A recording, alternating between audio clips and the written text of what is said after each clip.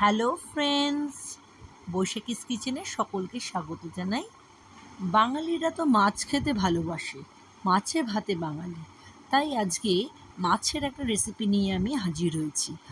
মাছ তো সকলেই রান্না করেন, তবে যে যার নিজস্ব স্টাইলে। আমিও সেরকম নিজের মতন করে রান্না করছি।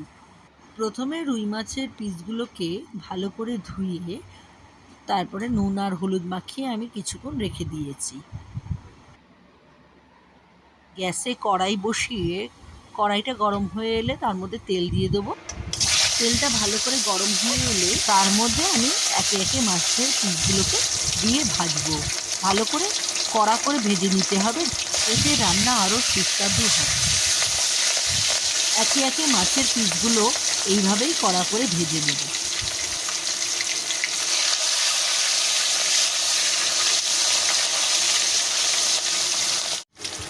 আরেকটা পাত্রে আমি কড়াইশুঁটি কিছুটা সেদ্ধ করে নিচ্ছি।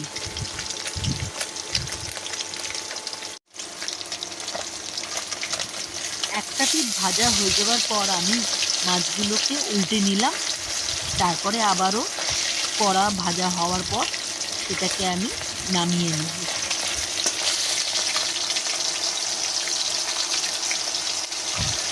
তেল ভালো গরম না হলে মাছগুলো লেগে যাওয়ার সম্ভাবনা থাকে, তাই তেলটাকে ভালো করে গরম করে নিতে হবে।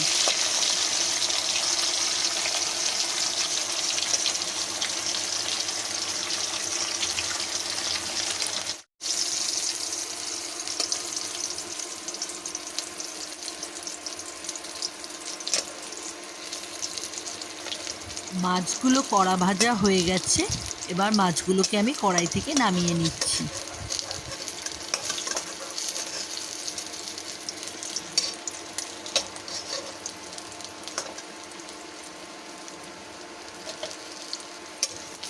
মাছের ঝোল রান্না করবার জন্য আমি লম্বা লম্বা করে আলু কেটে রেখেছিলাম, সেইগুলো এবার আমি এই তেলের মধ্যেই ভেজে নেব। আলুও লাল লাল করে ভাজা হয়ে গেছে, এবার আলুগুলোকেও নামিয়ে রেখে আমি ওই তেলের মধ্যে আমি মশলা দেব। প্রথমে তেলের মধ্যে আমি গোটা গরম মশলা দিচ্ছি, তারপরে আমি মশলাগুলোকে একসঙ্গে পেস্ট করে রেখেছি সেটা আমি দেব।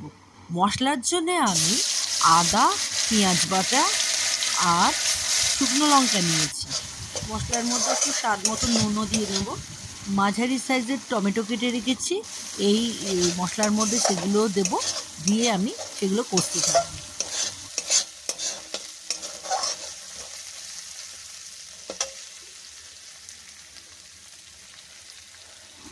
মশলা যাতে পুড়ে না যায় সেই জন্যে আমি মশলাটাকে ক্রমাগত নাড়িয়ে যাব এবং একটু জল দিয়ে সেটাকে কষতে থাকবো যাতে নিচে না লেগে যায়।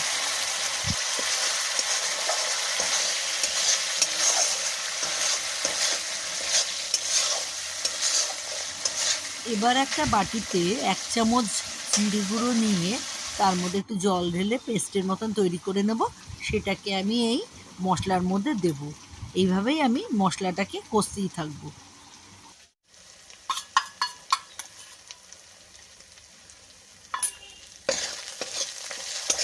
এবার মশলা কষতে কষতে যেই আলুগুলো ভেজে রেখেছিলাম তার মধ্যে দিয়ে দেবো, আর যেই মটরশুঁটিগুলোকে আমি সেদ্ধ করে রেখেছিলাম সেগুলো আমি এর মধ্যে দিয়ে দেবো।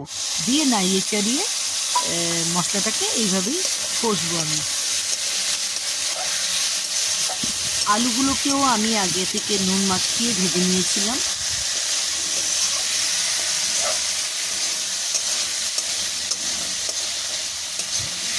মশলা পুড়ে যাতে না যায় তাই ক্রমাগত এইভাবেই নাড়িয়ে যেতে হবে।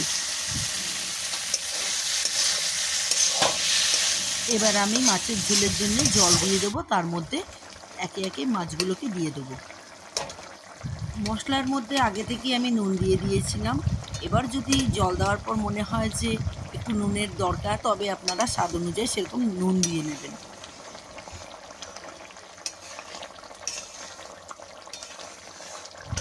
ফুটে উঠলেই আমি এবার মাছের ঝোলটা নামিয়ে নেব। কড়াইশুঁটি দিয়ে রুই মাছ তৈরি হয়ে গেছে। আপনারাও বাড়িতে ট্রাই করুন।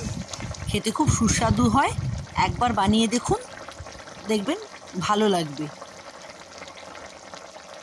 আমার রান্না যদি ভালো লেগে থাকে প্লিজ চ্যানেলটাকে সাবস্ক্রাইব করবেন।